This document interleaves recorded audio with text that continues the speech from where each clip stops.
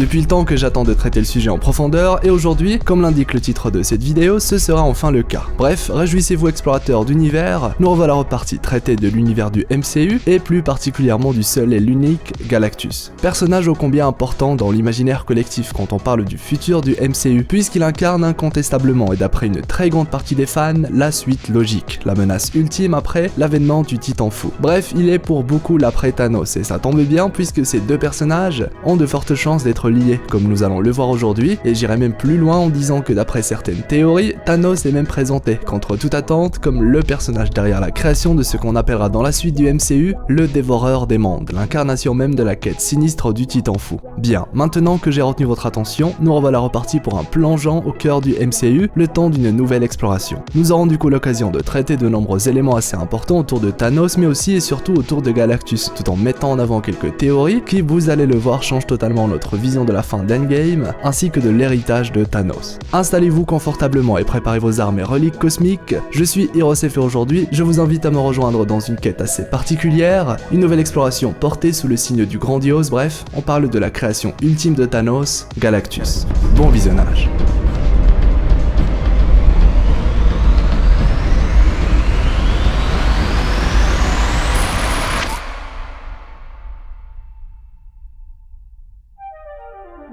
Alors que dans les comics, Thanos et Galactus ne sont pas spécialement liés, du moins concernant leur origine ou création, de nombreuses théories précisent le contraire quand on parle du MCU.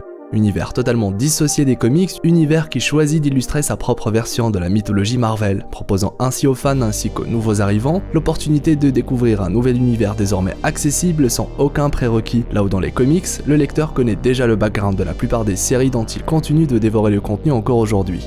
De son côté, le MCU a décidé de jouer sur la surprise et n'hésite pas à remodeler totalement ou partiellement le background d'un personnage, ses objectifs, ses idéaux ou encore son apparence. L'exemple le plus parlant et qui m'a d'ailleurs énormément plu, c'est le père de Quill, Ego. Formé à partir de deux entités totalement dissociées dans les comics, résultat, on a eu l'occasion de découvrir ou redécouvrir pour certains la quête d'identité de Quill, une intrigue super cool qui aujourd'hui semble avoir convaincu la plupart des fans. Bref, vous l'aurez compris, ce n'est pas la première fois, ni la dernière fois que le MCU décidera de redistribuer les cartes, renouvelant ainsi ce que les fans de la première heure pensent acquis, histoire de le surprendre, disons-le, de la meilleure des manières. Le cas du mandarin avait d'ailleurs énormément fait parler à l'époque d'Iron Man 3, mais bref, inutile de s'attarder davantage sur l'idée que le MCU fait ce qu'il veut avec le lore de Marvel. Un rappel très important, nécessaire même pour dissuader les plus bornés d'entre nous, est de limiter le fameux « ouais mais ce n'est pas comme ça » dans les comics ou dans le livre, style de commentaires dans les réalisateurs, acteurs ou même vos vidéastes préférés, sans victime.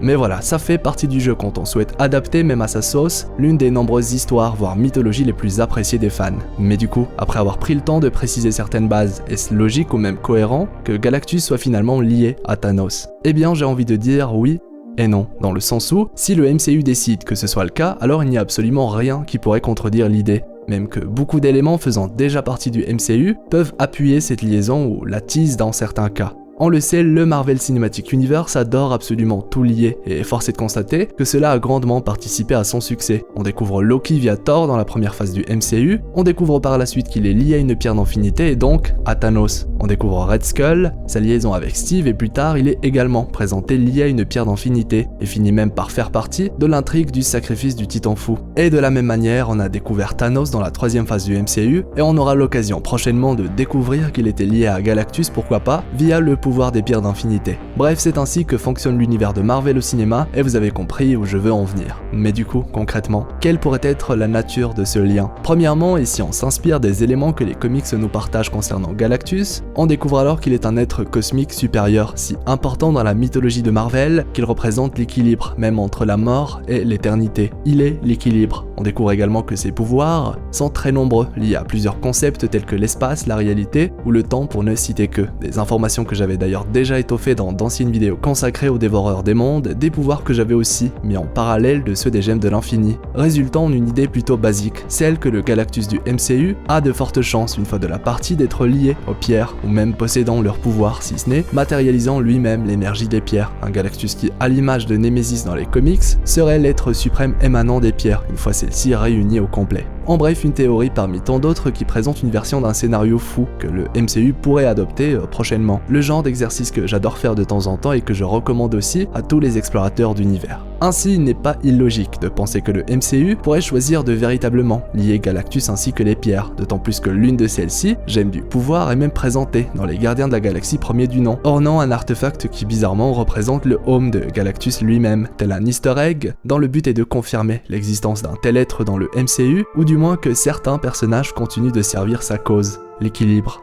Là où tout ça devient très intéressant, et certains l'auront compris, c'est cette manie qu'a Thanos à être entièrement obsédé par cette notion qu'est l'équilibre. Quoi de mieux alors pour nous que de donner vie à un scénario où Galactus est en plus d'être lié aux pierres, l'est également à Thanos. Et si en réalité Thanos était le créateur de Galactus dans le MCU ?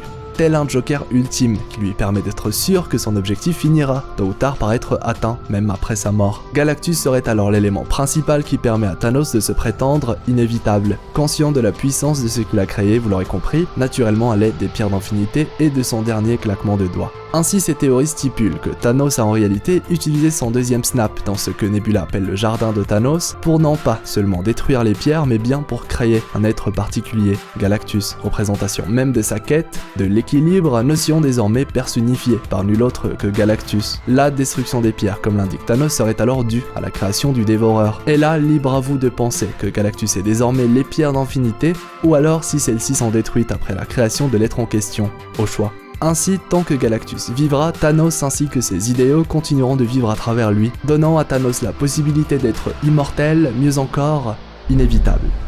Une suite d'événements logiques et même intéressantes qui n'entrent en aucun cas en désaccord avec ce que le MCU construit depuis plus de 10 ans. Bref, les avis divergent, et comme toujours, j'aimerais en ce qui me concerne avoir votre avis concernant l'idée de cette liaison, et pourquoi pas concernant cette théorie en général, en commentaire. Bien évidemment, le grand antagoniste du prochain arc ne sera en aucun cas présenté dans la phase 4. Comme toujours, le MCU veillera à introduire des vilains type Loki, Ultron, etc. jusqu'à arriver après plusieurs projets avec certains personnages qui disent cette fois directement l'arrivée d'un Galactus, tel le surfeur d'argent que certains aimeraient beaucoup voir dans Thor 4. Une chose est sûre, le nouveau Thanos doit selon moi être lié d'une manière ou d'une autre aux événements d'Endgame, et ce même si le Marvel Cinematic Universe souhaite passer à autre chose. C'est d'ailleurs avec cette idée en tête que certains fans parlent de l'arrivée d'un antagoniste lié au temps, au voyage dans le temps pour être plus précis, histoire de limiter ce pouvoir plutôt dévastateur que possèdent les Avengers. Après tout, peu importe ce qui se passe, un retour dans le passé est possible. Il est donc logique pour Marvel de vouloir éviter cela que de nous présenter un personnage qui change la donne, question voyage dans le temps. Dans la même idée, on apprend que Loki va probablement avoir affaire à la Time Variance Authority, une sorte de police du temps dont le but est de réguler l'espace-temps et les branches de réalité qui posent problème. Serait-ce du coup via Loki que le prochain antagoniste sera teasé ?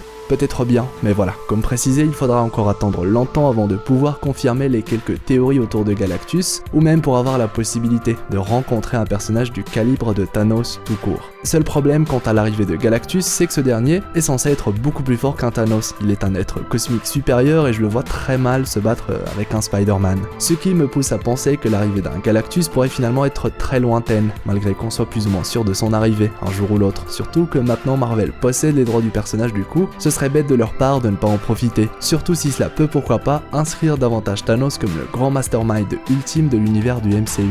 En résumé, Thanos possède plus d'un tour dans son sac, et on sait très bien à quel point il est intelligent. Penser qu'il n'aurait rien prévu même après sa mort serait selon moi mal le connaître. Si on ajoute à cela la pseudo-destruction des pierres d'infinité suite à un claquement de doigts encore assez mystérieux, l'arrivée d'un être cosmique qui incarne l'équilibre, notion ô combien importante pour Thanos et possède des pouvoirs similaires à ceux des pierres, nul besoin de vous cacher qu'en plus de ce qu'on a dit au début de la vidéo, qu'en ce qui me concerne, Galactus et Thanos ont de fortes chances d'être liés. Mieux encore, Thanos sera peut-être même déclaré un jour par le MCU comme le véritable créateur du Dévoreur des mondes, de son vrai nom, Galactus.